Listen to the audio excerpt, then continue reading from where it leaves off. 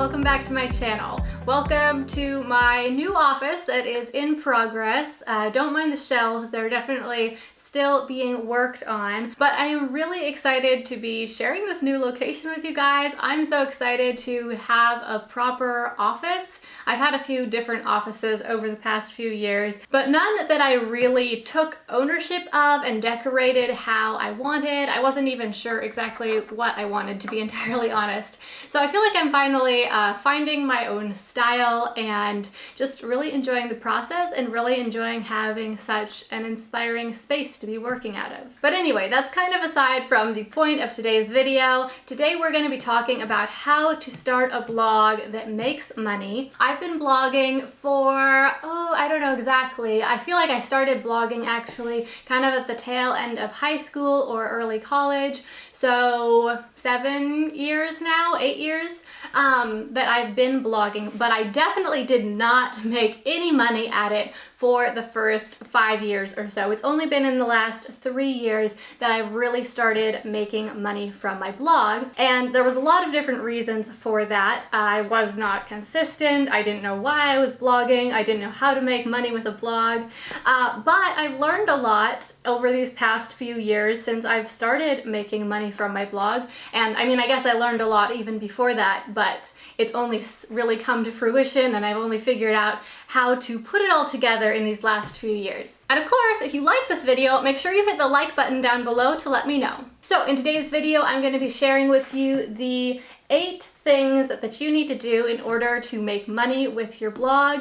And we're going to talk kind of about the basics of setting up a blog, but also what you need to do in order to actually be able to make money from it and not just have it be a time-consuming hobby. All right, so the absolute first thing you need to do before you even choose your domain name or set up your blog at all is you need to figure out why people would read your blog. Because if you don't know why people would read your blog, then other people won't know either, and they won't read your blog, and you won't know how you're helping them, and you won't know how to turn it into something that is making money. So there's a lot of reasons that you need to figure this out, and for some of you, it might be really easy to figure out. You might know exactly why someone would read your blog. Maybe you're thinking of starting a healthy desserts blog, and so you know people would read your blog because they want to be healthy and they like dessert, right? But for others of you, you might have a much more vague idea, especially if you are thinking of starting a lifestyle blog or a mommy blog or something like that, and you're not sure exactly what people would be getting out of it. So if that happens to be your situation, especially if you are thinking about starting a lifestyle blog or a mommy blog, one of the main things that you might consider that people are getting out of your blog, or a reason why people would read your blog, is because they're looking for someone who they can relate to, and they're looking to not feel alone, essentially. So they want to know that there are other moms out there who are like them, or other college students who are like them, and they just want to feel not so much alone. The other reason why they might want to read a blog like that is for inspiration. Maybe you're going to inspire their style or inspire them to live a better life through how-to type articles, or maybe you're just going to inspire them because they'll see how you're living and they'll see how you are using style in your life, or how you are living a life that seems to them to be better or more organized or something like that. And so they might read your blog for one of those reasons. All right, the next thing you need to do once you've figured out why someone would read your blog is you need to brainstorm a whole bunch of content ideas. Now, the reason that I want you to do this is twofold. The first thing is because I want you to have a lot of ideas at your disposal so that you're not wondering, what should you write about, and you're not feeling like you don't have enough ideas.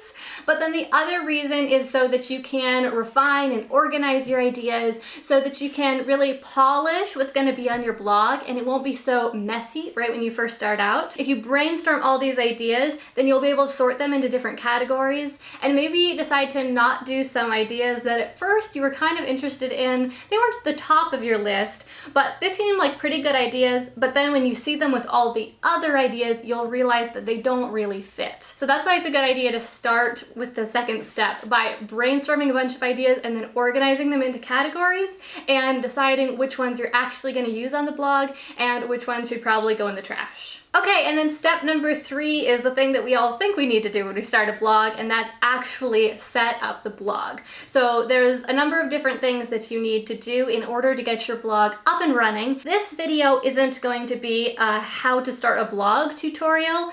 I might do a video like that in the future if you guys want to see that, where I'm actually showing you on my computer how to set up the blog itself. But what I can share with you is I made a video in the past, quite a while ago actually, almost a year ago. One of my first videos was about how much it costs to start a blog. And I do break down different options for each of the things that you need to get to start a blog and how much each of these different options would cost. But for now, I just kind of want to run through the list.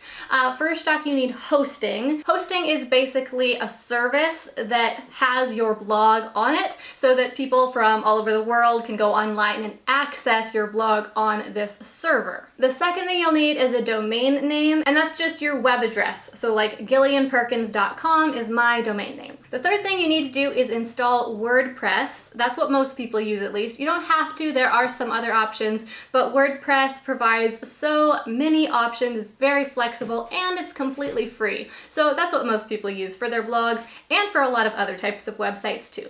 The fourth thing you need to do is choose a theme, and this is kind of like a template for the decorations of your website. So as you are making your website look a certain way, this is going to give you a framework so that you're not coding things from scratch. The fifth thing you need to do, not everyone does, but I'd highly recommend it, especially if you want to make money with your blog, and that's to sign up for an email marketing service. Now, you probably aren't going to be marketing anything right away, but an email marketing service will just allow you to collect the email addresses of the people who are reading your blog, and that way you'll be able to reach out to them on a regular basis, remind them about your blog, share new blog posts, and really build a relationship with them. And then step 6 is to actually design the blog itself. So now that you have these 5 different components, you need to put them all together and actually design your blog so it looks how you want, and so you can start putting content on it.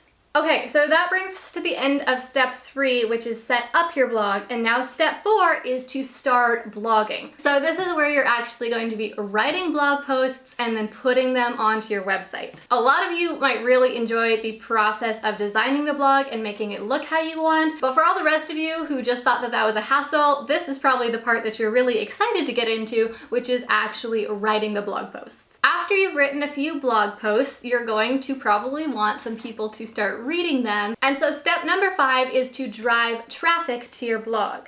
Now, it used to be that this step kind of took care of yourself, and I'm talking a number of years ago when the internet was still relatively new and there weren't that many blogs out there and Google had just started. People would just write blog posts and then they would get found organically on Google. And so all that really mattered was SEO and making it so that Google could figure out what your blog post was about. Now, these days you might get a little bit of traffic from SEO. In fact, you might get a lot of traffic, but that's not guaranteed at all. And so you really have to go out there and be proactive about getting the traffic. Now, for my blog and for a lot of other bloggers that I know, the best sources of traffic have been Pinterest and YouTube. Now, I feel like YouTube is fairly self-explanatory. I mean, I make videos, you guys know that, of course, and then sometimes I share about a blog article on my website that has additional resources or that you could go to learn more about whatever I'm talking about, and then that means that people go and they visit my blog, and I get a whole lot of blog traffic that way.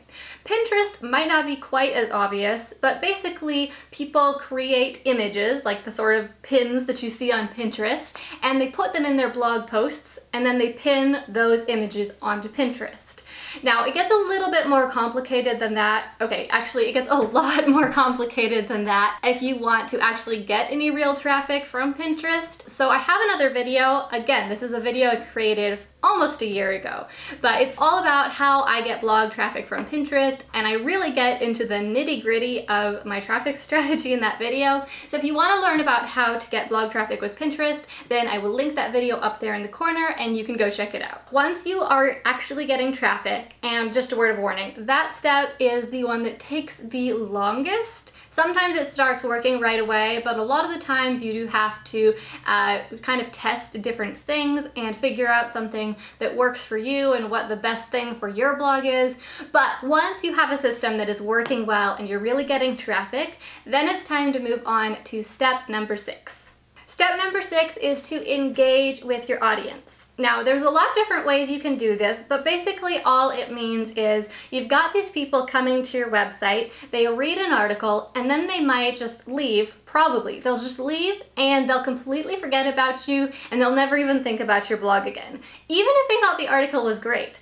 It's just that there's so many distractions in today's world and there's so many different things competing for their attention. So if you want to build a lasting relationship with them and actually be able to help them more in the future and actually make money with your blog, then you need to engage with them. Now, the main 2 ways to do this are through emails. So like I said before, I want you to be collecting their emails. You can just put something on your website that says subscribe to the blog, or you can offer them some fun freebie for signing up.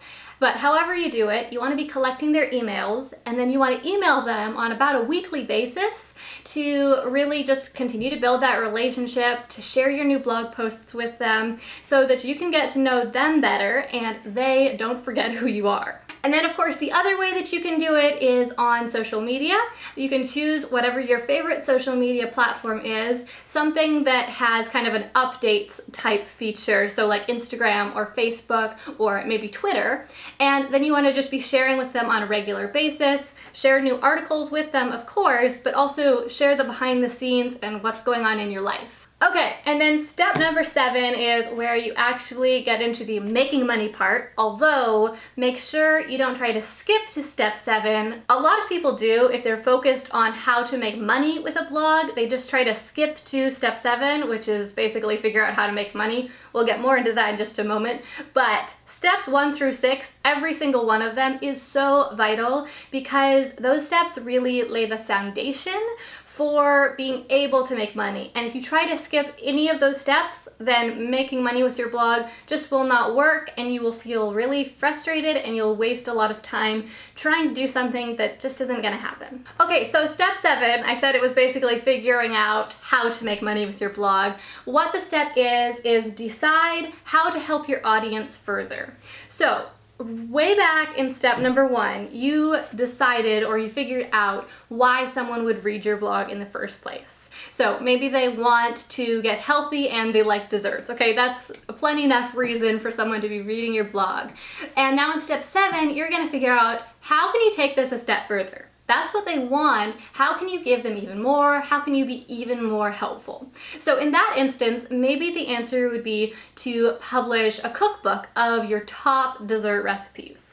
And a lot of bloggers go the ebook route, whether it's actually an ebook or they decide to self-publish a paperback copy of their book, but there are a few other options too. Some of the most popular other options include creating an online course, offering services, or recommending products. Now, which one you choose can depend on a lot of different things. It can depend on what you feel like making or doing. It can also depend on what you're helping with your audience with, what type of value you're giving to them. It might really lend itself to a course versus an ebook, or to offering a service versus writing an ebook, for example. And then it also might depend on what type of content your audience really enjoys consuming or what they are wanting from you. So for example, if you're a fashion blogger, then the very best way that you can help people might simply be to recommend products. A lot of fashion bloggers make most of their money from affiliate commissions, which is just when a blogger or anyone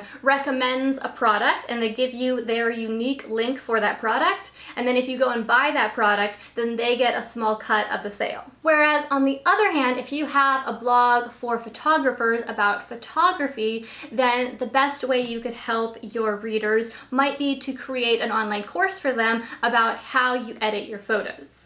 So for step number 7, you need to figure out how you can help your audience further, and mostly that has to do with what value are you going to give them that will help them further, but then also you need to decide what form that value will take. So will it be an ebook? Will it be a course? Will you be recommending products? Or will you be offering a service? Okay, so that's almost it. The last step, step number 8, is simply to show your audience how the product can help them. And so I've phrased this step very carefully because I think that a lot of us might just immediately feel like we're trying to sell something and, oh no, I'm not good at sales, or I don't know much about marketing, but it really doesn't have to be complicated. Once you've already done all that foundational work of, building your blog and getting the traffic so you actually have the audience and you've connected with them and you have a relationship with them, then there's already that trust there. They already like you, they already know that you have valuable things to share with them, and so you just need to show them how this latest thing, whatever it is, whether it's an ebook, whether it's a product, whatever it is, you just need to show them specifically how it would help them and why they would want it. And you can do that over a series of emails or through a series of blog posts or videos, but just show them how it would help them, how their life would be different after they, completed the course or if they bought the product, and then tell them about how to buy it. Also, this definitely doesn't need to make you feel weird or slimy or salesy, because they're only gonna buy it if they want whatever the result is that would happen if they bought it. And so it's just your job to give a good representation of, what they're getting, what the value is there, and then they can decide for themselves whether or not they want that value. And if they do, then that's actually fantastic for both of you, because they're getting something that they want. Like, they're being helped, you're helping them, and you're getting paid in the process. All right, so that summarizes the 8 steps that you need to follow if you want to start a blog that makes money. Now, before I go, there's just a couple more things that I want to address. First of all, something that a lot of people bring up when they are interested in starting a blog that makes money is they ask me, what about Google AdWords, or they ask, should I put Google AdWords on my site? Is that a way to make money with a blog? Because there's a lot of articles out there that say that that's how you make money with a blog, is you put ads on your site and then people click on them and you get paid when someone clicks on your ads.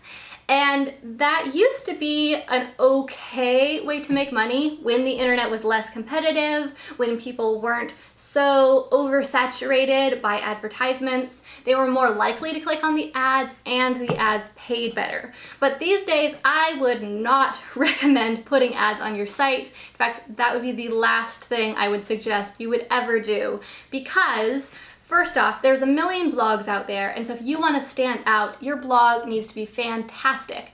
And if you're cluttering it up with ugly ads, then that is immediately downgrading the appearance and the quality of your site. So definitely not something you want to do. And second of all, it's really hard to make money with those ads, actually. People don't click on them very much anymore. I mean, still millions of clicks, but comparatively to how much they used to. They don't click on them very frequently because there's so many ads out there. And when they do click, you only get a few pennies. So you have to have literally hundreds of thousands of visitors to your site to make much money from those ads at all. And if you do have that many visitors, you could be making so much more money through any of the other ways that you could make money with a blog, by selling services or by selling a product or by recommending products. You could just make so much more money so many other ways. And for most small bloggers who are just getting started or who have a small audience, you'd literally be making less than a couple $100 a month, and probably a lot less than that. So it's just really not worth it, and I would not recommend putting ads on your site. All right, so that brings us to the end of how to start a blog that makes money. But before you go, I just wanted to remind you that Startup Society is currently open for enrollment. It's open right now, but it's only going to be open until next Tuesday, June 19th. So depending on when you watch this video, that might have already passed, but hopefully you're watching this before Tuesday, June 19th, because on that day at 8 p.m., doors to Startup Society will be closed and they will not open again for at least 6 more months. So if you're wondering what Startup Society is, it is the membership community that I run. Inside, you get unlimited access to all of my online courses, including courses on how to get traffic for your blog, how to make money online, how to get clients online, and even how to become successful as a self-published author. So there is a whole bunch of good stuff in there. Plus, we have an exclusive membership community that is this really intimate, tight-knit group of online entrepreneurs who are all helping each other out and providing support as we are growing our online businesses. Startup Society membership is only $33 a month, and like I said, you get unlimited access to all of my courses, most of which are around $100 or more each. So it's an amazing deal, and I would love to have you join us inside. If this sounds like something that you're interested in, then make sure you click the link down below to sign up now, because like I said, doors are only open until Tuesday, June 19th. Okay, well, thank you so much for watching this video. I really enjoyed sharing with you all about how to start a blog that makes money. It's been an amazing journey for me, growing my blog to be something that provides several $1,000s of income every single month for my family, and it's a big chunk of how I support my family working from home. If you enjoyed this video, make sure you hit the thumbs up button to let me know and help more people find this video, and also make sure you subscribe to my channel. I make 2 videos every single week about intentional living, entrepreneurship, and success, and I would love to have you join me for the next one. Thank you so much for watching. My name is Gillian, and I look forward to seeing you again next time.